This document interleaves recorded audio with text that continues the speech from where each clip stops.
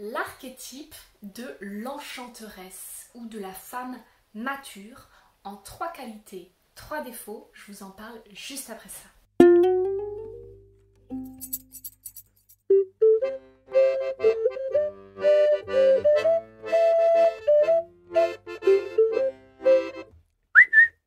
Ouais!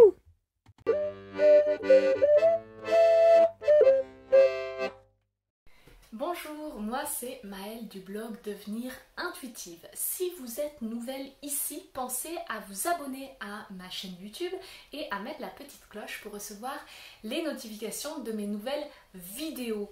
Et si vous êtes déjà venu et que mon contenu vous plaît, quand même, inscrivez-vous à ma newsletter. C'est dans la description. En plus, il y a un petit bonus en prime assez sympathique que je vous ai concocté. Aujourd'hui, je vous parle de la phase de l'enchanteresse ou de la femme mature, de la femme mûre. Ça peut être aussi d'ailleurs la phase de la femme sauvage. Première qualité super intéressante pendant la phase de l'enchanteresse, c'est que c'est vraiment une phase où nous sommes créatives. La phase de l'enchanteresse, elle est vraiment là justement pour nous montrer qu'on a plein de manières différentes d'être dans la création à ce moment-là. Peut-être qu'on crée une vie à l'intérieur de nous si c'est ça notre souhait ou si c'est comme ça que ça s'est passé, que ça se passe dans notre vie actuellement, mais peut-être aussi qu'on crée autre chose. En tout cas, on est dans cette énergie de mettre au monde des choses nouvelles. Alors ça peut être du dessin, ça peut être de l'écriture, parfois on peut se sentir très inspiré pour écrire. Donc je vous invite à laisser s'exprimer votre créativité pendant cette phase-là de toutes les manières qui vous paraissent justes. Hein. On n'a pas tout besoin de dessiner ou de faire la cuisine pour être créative. Hein. On peut vraiment, il y a plein de manières d'exprimer notre créativité. Mais en tout cas, je vous invite quand il y a des idées comme ça qui vous viennent, des choses que vous avez envie d'incarner dans la matière, eh bien, de le faire. C'est le moment parfait, en tout cas, pour le mettre au monde. La deuxième chose qui est pas mal en lien, mais vous allez voir, c'est assez intéressant aussi, c'est le fait que c'est une phase où nous pouvons être très inspirés. En fait, le mental s'éteint un petit peu pendant la phase de l'enchanteresse, alors qu'il était très présent par exemple pendant la phase de la jeune fille. Et là, le mental s'éteint un petit peu et il y a tout notre inconscient qui va jouer et qui peut nous donner des signes ou des pistes à explorer. Là, on est vraiment dans l'ordre de l'intuition, c'est-à-dire que c'est plutôt se fier sur nos ressentis, sur notre intuition, sur nos émotions. Qu'est-ce qui est vivant en nous? Qu'est-ce qui nous appelle?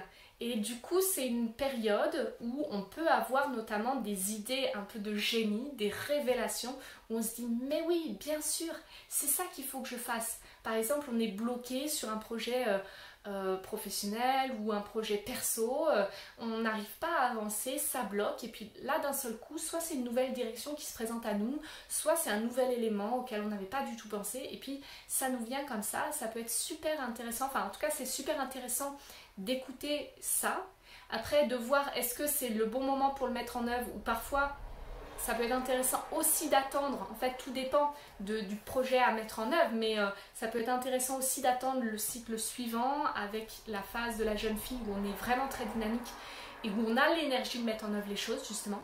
Quand on commence à gérer comme ça le cycle menstruel en voyant les atouts des différentes phases, on peut aussi planifier nos projets, justement nos objectifs en fonction de ces phases-là. Troisième qualité, une phase où nous sommes potentiellement plus aventurières, où nous pouvons oser des choses que nous n'oserions pas habituellement. Alors là, pour moi, vraiment, cette énergie-là, cette qualité-là, je la vois dans la femme mature, dans la femme qui a déjà un certain âge, qui a de l'expérience et qui, du coup, est prête à, je sais pas, à s'habiller n'importe comment, à oser des trucs un petit peu décalés, qui n'a plus peur du regard des autres. Et pour moi, c'est super chouette aussi, c'est vraiment une qualité très très forte, très importante. Je vous avais dit par exemple que pendant la phase de la mère, on pouvait potentiellement avoir peur du regard des femmes sur nous par exemple, ou ce genre de choses. Et là, c'est au contraire une phase où nous sommes un peu détachés de cette peur du regard, de cette peur du jugement. Et du coup, c'est le moment d'oser des choses qu'on ne ferait pas autrement. Donc s'il y a des choses un petit peu, voilà, justement, un petit peu osées, un peu audacieuses qui vous viennent durant cette phase-là, et ben après tout, pourquoi pas, peut-être poser le pour et le contre, essayer de voir si c'est ok pour vous, ou si ça risque pas de vous nuire, mais en tout cas, si ça peut vous permettre de faire des choses que vous n'auriez pas fait habituellement, et du coup de vous libérer d'une certaine manière de vos croyances, de vos peurs et tout ça, eh bien c'est vraiment le moment parfait pour le faire, parce que vous êtes dans cette énergie là de ok, même si c'est pas tout à fait vu par l'entourage comme on l'aurait souhaité, c'est pas grave, au moins on a eu cette énergie d'oser des nouvelles choses. Donc ça, c'est super intéressant aussi. Maintenant, évidemment, il faut en venir aussi aux défauts de la phase. Donc les défauts de la phase, ou plutôt les challenges, si vous voulez les appeler comme ça, eh bien déjà, premier challenge, c'est le fait que comme les émotions sont très importantes à ce moment-là et ont plus de poids finalement que le mental, c'est un moment où nous pouvons être très irritables, où nous pouvons être facilement dans la frustration, ou alors on peut avoir des sautes d'humeur assez impressionnantes et assez imprévisibles. Donc c'est super important d'avoir conscience de cet aspect-là, parce que je pense qu'on est vraiment très très nombreuses à être touchées par cet aspect, par ce côté très émotif et facilement irritable. Et du coup, je pense qu'il y a des petites choses qui peuvent être mises en place pour vivre les choses de manière un petit peu plus légère pour nous et pour notre entourage. Déjà, un point qui serait peut-être un peu la base, un point de rappel, ce serait de se dire, justement, dans l'idée d'une vision globale du cycle menstruel, c'est se dire, comme on sait que là, durant cette phase-là, on va être plus impacté émotionnellement, et bien surtout s'il y a des émotions, s'il y a des choses qui nous chagrinent le reste tout au long du cycle menstruel, avant cette phase-là, eh bien c'est important déjà d'avoir une certaine hygiène émotionnelle au quotidien, une hygiène relationnelle, et de dire les choses quand elles viennent. Typiquement pendant la phase de la mère, où on est dans ce truc où on accepte, tout ça, voilà, on est très tourné vers les autres, et si on ne prend pas soin de soi à ce moment-là, et bien typiquement on peut être dans ce truc de finalement du verre qui déborde, du vase qui déborde pendant la phase de l'enchanteresse, simplement parce que pendant la phase de la mère, on a accepté trop de choses, trop de demandes, on était dans le don et on nous en a demandé encore plus, et puis il y a eu un moment, ça a fait trop et ça déborde au moment de la phase de l'enchanteresse, parce que simplement on est facilement submergé par nos émotions. Donc déjà, avoir cette espèce d'hygiène relationnelle tout au long du cycle, ça peut aider. Et puis aussi, c'est de se dire que il y a peut-être des choses tout simplement sur lesquelles on n'a pas de décision à prendre. Si par exemple il y a des choses qui vous viennent, j'en sais rien, des envies de divorce, ou de tout plaquer, ou des choses où ça vous paraît vraiment, vous ne savez plus quelle décision prendre pour tel ou tel projet, eh bien laissez ça de côté. Laissez ça de côté et dites-vous, j'attends, encore une fois, j'attends dans quelques jours. Peut-être que déjà pendant la phase des règles j'y verrai un peu plus clair, ou peut-être il faudra attendre la phase de la jeune fille. En tout cas, j'attends quelques jours pour savoir si ce qui est présent là c'est vraiment quelque chose qui a du sens pour moi, ou si c'est juste parce que le trop-plein émotionnel fait que je suis dans ces trucs là où je me pose plein de questions. Et le deuxième challenge, le deuxième défaut de cette phase-là, qui est en lien avec le premier, c'est l'idée que nous sommes potentiellement, nous pouvons dramatiser en fait très facilement.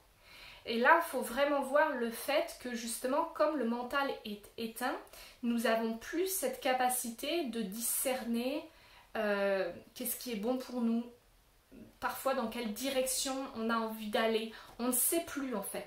Et s'il y a des grosses décisions à prendre, eh bien on peut se sentir totalement, se dire c'est la catastrophe en fait. Ça peut vite devenir la catastrophe parce que simplement on est totalement dépassé, submergé émotionnellement et on ne sait plus. On est perdu en fait. Et ce côté perdu, ça peut faire que ça prend des proportions énormes alors que c'était un tout petit truc à la base quoi. Et moi par exemple je l'ai vécu quand je faisais il y a une période où on a fait beaucoup de travaux chez nous avec mon compagnon, quasiment tous les week-ends on faisait des travaux pour rénover notre maison et du coup évidemment tous les week-ends ça faisait que je me retrouvais à faire des travaux un peu tout au long de mon cycle menstruel et très clairement j'ai observé que quand ça tombait pendant cette phase de l'enchanteresse, il y avait des moments où juste j'étais incapable de prendre des décisions. Je ne savais plus s'il fallait faire le truc de telle façon ou de telle façon. Quand on fait des travaux, on a toujours des choix à faire. Bon alors, est-ce qu'on fait plutôt comme ça ou comme ça? Moi j'ai pensé à telle solution pour réaliser ce truc-là. Et puis mon conjoint il a pensé à telle solution. Et puis là, je ne sais plus. Et ça prenait des proportions énormes où je me disais mais si on fait comme il a dit, mais qu'on n'a pas tout anticipé, ça va être la catastrophe. Et je me faisais comme ça des montagnes de certains trucs qui en fait n'avaient aucune importance. Ce que j'ai fait dans ces moments-là, c'est que au bout d'un moment, je disais à mon compagnon, écoute, moi je te propose qu'on arrête là les travaux, ce week-end ça sert à rien d'essayer d'avancer sur ce truc-là, on reprend ça le week-end prochain. Et on faisait ça le week-end suivant. Et là, ça se passait super bien et typiquement le truc qui m'avait pris la tête comme si c'était énorme, et bien finalement je le gérais comme ça en quelques minutes. Oui c'est ok. Donc c'est intéressant de le savoir. Ça peut vraiment là encore permettre d'organiser son quotidien en fonction de ça. Parce que ça peut être très handicapant d'être dans cette situation où on est submergé, où on ne sait plus et où ça prend des proportions énormes. Alors qu'en fait, si on se dit juste, c'est pas le bon moment pour faire ça, je ferai ça dans une semaine, ça se passe beaucoup mieux. Et la dernière chose, le dernier point, le dernier challenge, qui est quand même un gros challenge, c'est que pour la plupart des femmes, pour beaucoup en tout cas, c'est pas seulement une question d'irritation, d'être dépassé émotionnellement et tout ça, ça peut être vraiment plus impactant que ça aussi. C'est ce qu'on appelle le syndrome prémenstruel, qui arrive notamment les quelques jours avant l'arrivée des règles souvent, et où là potentiellement on peut se transformer en vraie furie, en vrai... voilà, il n'y a plus rien qui ne va, ou alors peut-être on peut être vraiment déprimé à ce moment-là. Souvent il va y avoir des manifestations physiques aussi, alors peut-être des migraines, des douleurs au niveau digestif, des troubles du sommeil, les seins qui sont super douloureux, ou des affections vaginales qui vont revenir à l'assaut, ce genre de choses. En fait il y a énormément de symptômes qui peuvent s'observer au sein du syndrome prémenstruel, et ce que je voulais vous dire ici, c'est que le syndrome prémenstruel n'est pas physiologique, que c'est tout à fait possible de l'atténuer en grande partie en changeant son mode de vie, parce que souvent le syndrome prémenstruel est le signe d'un déséquilibre hormonal créé tout simplement par notre hygiène de vie. Parfois ça peut être au niveau de l'alimentation qu'on pourrait avoir des choses à revoir, ça peut être au niveau de notre rythme de vie, au niveau intensité, parfois il y a trop de stress, un sommeil de mauvaise qualité.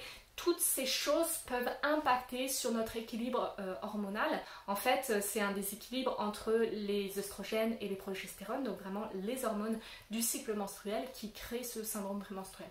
Si vous voulez en savoir plus, déjà, moi j'ai écrit un article sur le blog à ce sujet.